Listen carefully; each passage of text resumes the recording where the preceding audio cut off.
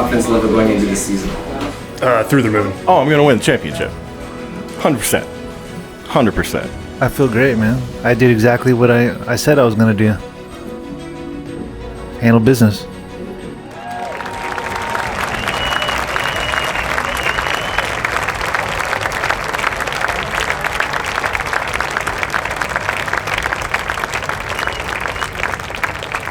Thank you, ladies and gentlemen.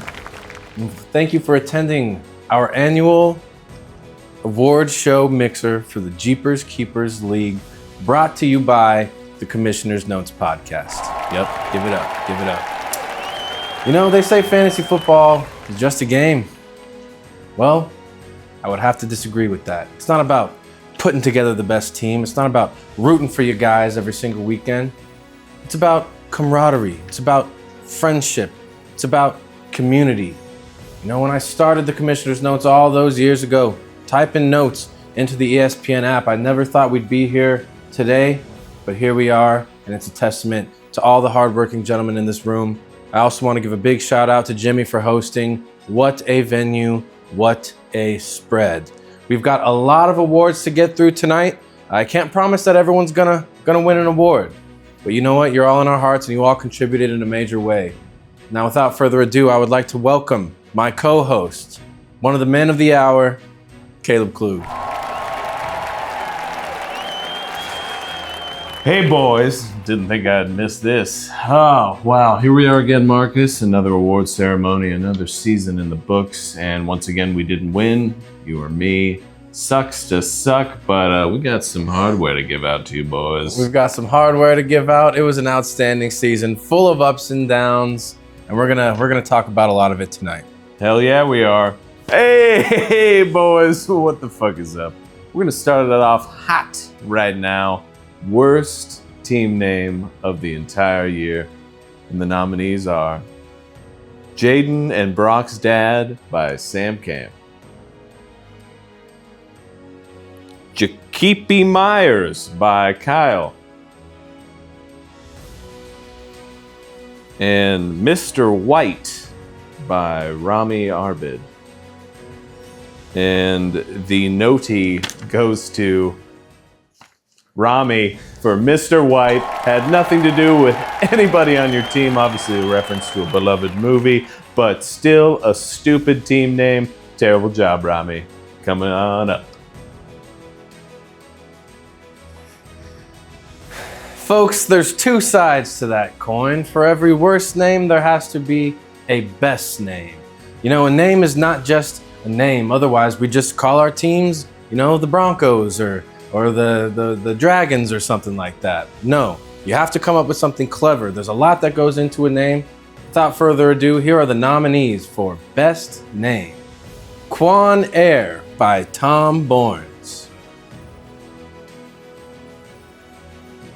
Alan Jackson by Trevor Wallstrom.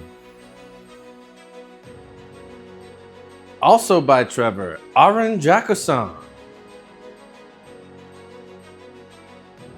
Lastly, Jerkin Goff, My Purdy Chubb by Bryce Smith. This year's winner for best name in the entire league goes to none other than Bryce Smith for Jerkin Goff, My Purdy Chubb. Great job, Bryce. It was clever, it was funny, it had all the pieces to an outstanding team name. Congratulations, come on up here and celebrate with the rest of us. Oh, man. Everybody in the entire league, besides you, Jimmy, could be in this category because we're looking forward to next year. The nominees for next year is your year are Bryce Smith, Sam Camp, or Rami Arbid. And the noti goes to, you know it's you, Rami! Next year is your year, Rami. Get the hell up here, buddy. Woo! Folks, this show is a three-man army, obviously, between Harry, Caleb, and myself. It's something we've committed to week in and week out to bring you the highest quality entertainment. But it's not just us, and we couldn't do this alone. This show is nothing without our esteemed guests. Now, this year was different because not many people wanted to be guests on the show this year, which is weird. Hoping to turn that around next year. However, I do have the nominees for Best Guest on the Commissioner's Notes podcast. The nominees go to Ryland Hancock,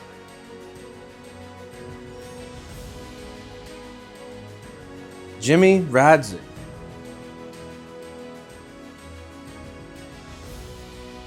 and Tom Borns.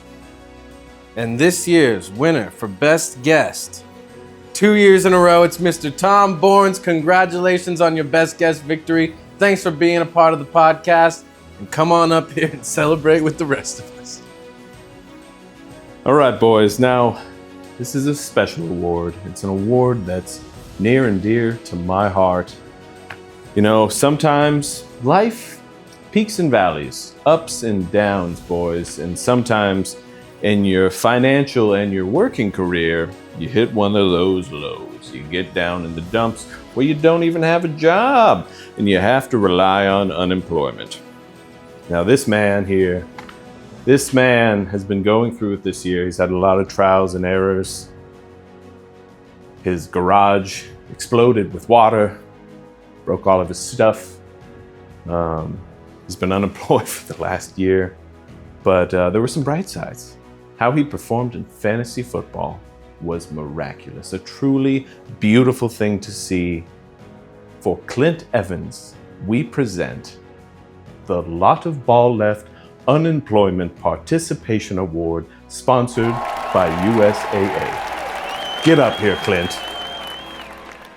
Folks, every year we have people call into the show to offer their insights. Our resident bracketologist, other people. I'm podcasting. I'll call you back.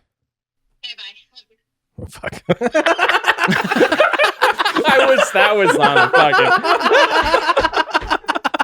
Oh god, that's gonna be amazing. Yeah, holy shit. Fuck. Oh shit. Shit, my wife. My wife. I'm podcasting. Bye. Okay, bye. I love you. Get out of here. Why are you calling me? They just call into the show. We answer, we bring them on, and it really helps uplift us every single year. In my hands, I have the nominees for Caller of the Year 2025.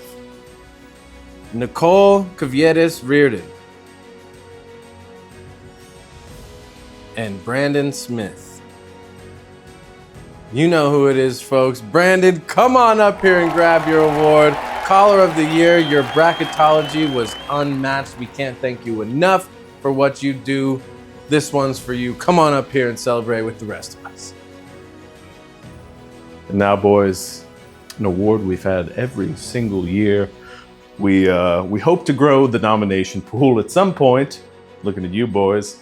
But the nominees for Father of the Year are Sam Camp. And would you look at that? Another win for Sam Camp! Get up here, pal. You're not here. You're in South Carolina.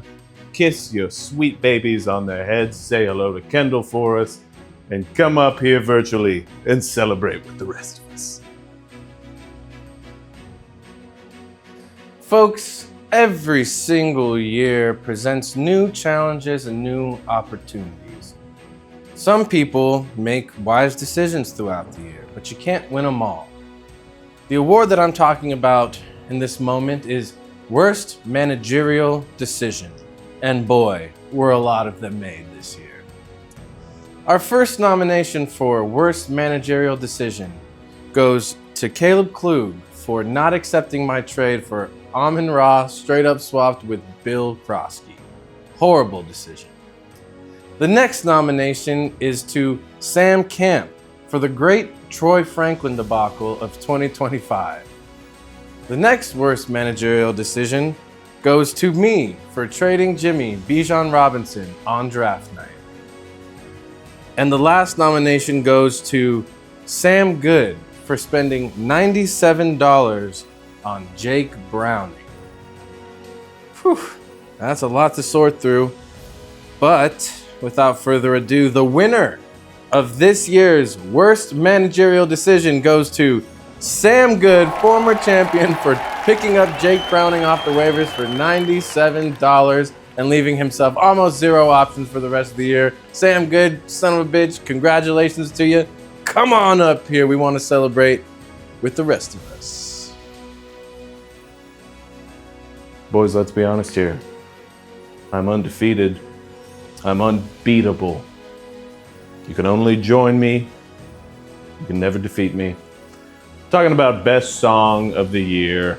I'm always a piece of it. Feels good. I'm going home with that hardware. But who's joining me? Is it one of our esteemed guests, or is it Marcus? The nominees for best song of the year are Down goes their father, straight down to the beans. And there goes Sam Good too.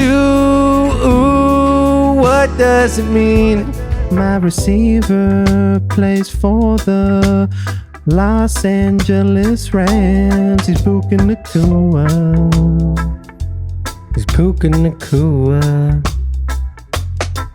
But my receiver plays in Florida for the Tampa Bay Buccaneers. And I'm getting back on track, yeah, at the commissioner's brunch.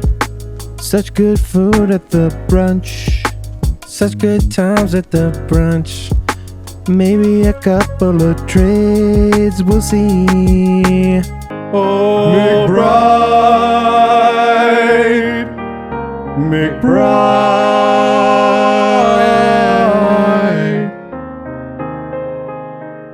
McBride beat me. And the nodie goes to My Friend Sam's by Marcus and Caleb. Going home with it again. Get up here, Marcus. Come on. Gosh. Humbling, absolutely humbling. Proud to be standing here as once again a winner for Best Song of the Year. I mean, what an unbelievable song. Both of our friends were struggling, and we took those feelings and we put it into words. Yeah, big shout out to both our friend Sam's for having terrible fantasy football seasons. You really inspired us, and this award goes out to you guys. Come on up here and celebrate with the rest of us.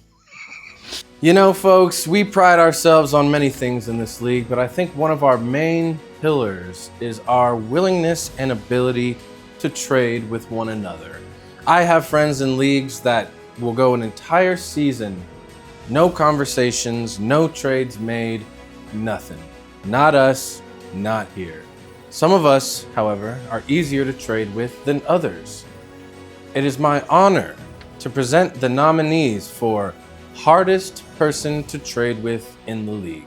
First nomination goes to Rylan Hancock, former trader of the year. Not as easy to trade with these days. He held a little bit firmer than he normally does this year, and boy, was it difficult having conversations with him. Ryland is the first nominee. The second nominee is Trevor Wallstrom. Boy, did he want to hold on to his quarterbacks with everything. It didn't matter if he was going to have open spots on his roster. It didn't matter what continent he was on. The man was not trying to engage in any trades in any fashion. Trevor is our second nominee. Our final nominee is DJ. While him and I did have decent discussions throughout the year about certain players, it often felt as though he was trying to send us as many of his bad players as he could in return for one or two of our good players. Not going to get it done. Not going to move the needle. At least not in this league. The winner for hardest person to trade with in the Jeepers Keepers League 2025 is DJ Giroux. Congratulations, DJ. Hardest to trade with. Doesn't mean that you were making bad decisions necessarily. Just means that you weren't trying to engage in that many conversations, and it was always difficult. Come on up here and celebrate with the rest of us. Boys, on the heels of being difficult to trade with, many of us took that fateful step forward. We changed our beloved teams, and we made decisions that were sometimes good, sometimes bad. These nominees are for those who traded and felt very, very, very good afterwards. Nominees for Trade of the Year are Marcus Reardon for trading Kyle Alexander, Justin Jefferson for Trevor Lawrence and Chris Olave. Jimmy Radzik for getting Bijan Robinson on draft night. And Jimmy Radzik for reacquiring Bijan Robinson. And the note he goes to Jimmy Radzik for acquiring Bijan Robinson the first time, Jimmy. You got him, you traded him away, you knew you had to get him back, and you did. And he carried you to that dominant championship performance. Congratulations, Jimmy. The rest of us are up here. Come celebrate. Folks, this award holds a very special place in my heart because I actually won it last year, despite what anyone has to say about that. That's right, folks. We're talking about Trader of the Year. It's not always the most trades, although sometimes it is, but sometimes it is the best trades. So we'd like to honor 3 people and award 1 person Trader of the Year. The first nomination goes to my co-host, Caleb Klug. Making moves all year round, aggressive, made some good moves, made some bad moves, ignored some trades he should have, but damn it, he was in there. He was mixing it up day in and day out. Caleb Klug is our first nomination. Second nominee is myself. For since day one, since we acquired our teams, making moves, getting in there, not being afraid to take risks, and ultimately, with my trades, sunk undefeated Kyle with my Justin Jefferson trade and damn near catapulted myself into the championship by acquiring Trevor Lawrence and Chris Olave. I am the second nominee for Trader of the Year. Third nominee, Jimmy Radzik, our champion. Someone who was also aggressive and somehow just continued to acquire infinity stones, if you will, until he was absolutely unbeatable, putting up record numbers in the playoffs. We've never seen anything like it. The winner of this year's Trader of the Year award goes to our champion, Jimmy Radzik, Trader of the Year, racking the awards up tonight. Congratulations, my friend, not just on the award, but your championship and a remarkable season. We are so proud of you. Now come on down, because the rest of us cannot wait to celebrate with you. Now, boys, obviously Jimmy's cleaning it up tonight. We don't only care about success. Sometimes it's how do you respond when you're down in the dumps, when you have a bad season? How do you respond? How do you build your pieces back up? Which leads me to the next award for Comeback Manager of the Year. Our nominees are our commissioner, Marcus Reardon.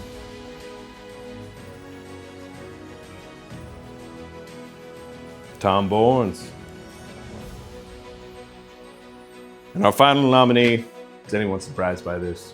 Jimmy Radzik. And the nodie goes to Marcus Reardon, our commissioner. How's it feel, pal? Feels great. I'd like to say a few words here. So many people to thank. Starting with you. You know, you've never lost faith. You've always been in my corner. Despite the challenges of last year. You know, last year I was getting beans shipped to me in the mail. Goya beans. Took me, about 6 months to eat all those beans. Had to start changing my meal preps to include more beans because I had so many of them. I was living in the goopy beans. As a matter of fact, I kind of invented the beans, if you will. To this year, making it all the way to the semifinals. If I had played anyone other than Jimmy in the semifinals, I would have won. I would have been in that championship game, but that is neither here nor there. I'm just honored to receive this award, and I can't wait for continued success. And for any of you still down in the beans, change is possible. Just look at me.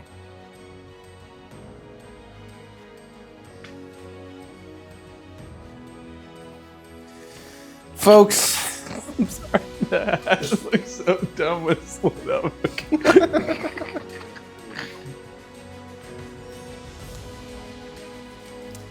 Folks, sometimes you go into a year with high expectations, not just from yourself, but from your league mates, your family, and anyone who ever cared about you. But not all years are dream years. In fact, most are not. Some, however, are the worst of the worst, and we call that a flop. A big old fat flop. There are 3 nominees for Flop of the Year. People we had high expectations of that did not live up to it. Number 1 Flop of the Year nomination goes to Mr. Bryce Smith. Just could not put it together. We love you, Bryce. One of the flops of the year. Who are the other 2? The second flop of the year, Sam Camp. Talked a big game, was really excited about Teteroa McMillan. Did not quite play out for you. Should have made some better moves. We call that a flop. And lastly, our last nomination is none other than our former champion, Sam Good.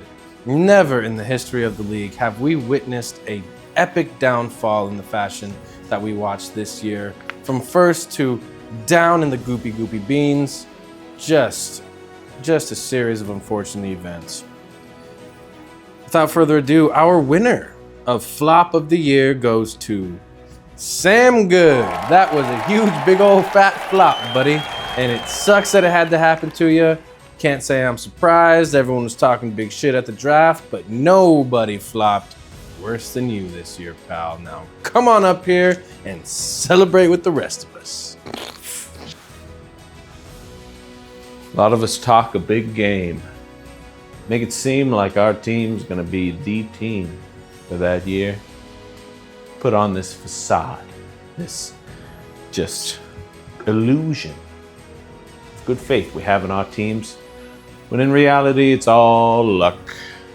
But some of us do it better than others. Some of us really convince everybody in the league that they are a force to be reckoned with. Not always. Your nominees for Fraud of the Year are Kyle Alexander. Started undefeated. We'd never seen anything like it before.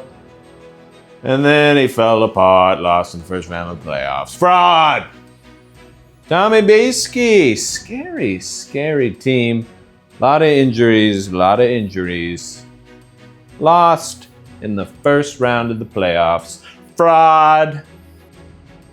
And Trevor Wallstrom refused to trade us Alan Jackson. Thought his team was good enough, had a couple good weeks from Rashad White. Nope. 2 people don't make a team. Trevor, fraud! And your noti for Fraud of the Year, Mr. Formerly Undefeated, Kyle Alexander. You are Fraud of the Year. I have a feeling you somehow made it down for this. So come on up here and celebrate with the rest of us. And just like that, boys, we've come to the end of our evening, and we've come to the penultimate time of the entire show. It's Manager of the Year time, Marcus. It is Manager of the Year time, Caleb. Can't believe we're already here. Another unbelievable year under our belts. Make sure everyone to stick around because the Super Bowl is actually next. Don't leave. Don't go anywhere. Don't pull a Rami. Don't fly in for the Super Bowl and then leave before which the game is, happens. of course, going to be between the Rams and the Patriots. Did the Rams win? Oh, I don't know. We're making predictions right now. I'm going to go with the Bears versus the Patriots. Bears or Rams versus the Patriots. Stick around, fellas. It's the Super Bowl at Jimmy's. Now, the Manager of the Year, the most prestigious award that we have to offer. Last year, Clint won it. I know he was very, very excited. I believe it is still up on his fridge. You'd hope so. You need something after this year. Now, without further ado, the nominations for Manager of the Year go to our champion, Jimmy Radzik, nomination number 1. No surprises here. Nomination number 2, our commissioner, Marcus Reardon. I'm honored. Nomination number 3, Clint. Can he repeat it? He had an outstanding season and made it all the way to the championship. And number 4, Kyle, who is a fraud of the year, but still fantastic season, great managerial decisions, Kyle. For the most part, till towards the end. But as a whole, Great season, undefeated for a long time, never seen anything like it. And the noti goes to, it's Jimmy Radzik. Jimmy Radzik for putting together one of the best goddamn fantasy football teams I have ever seen in my 33 years of life. Marcus, we intentionally give ourselves many, many awards every year to make ourselves feel better and boost our self-esteem. Yes. But this year, Jimmy might have gotten more awards than ever in history, and that is just a testament to your season, to your trade savviness this year, Jimmy. Now get up over here with the rest of us and celebrate.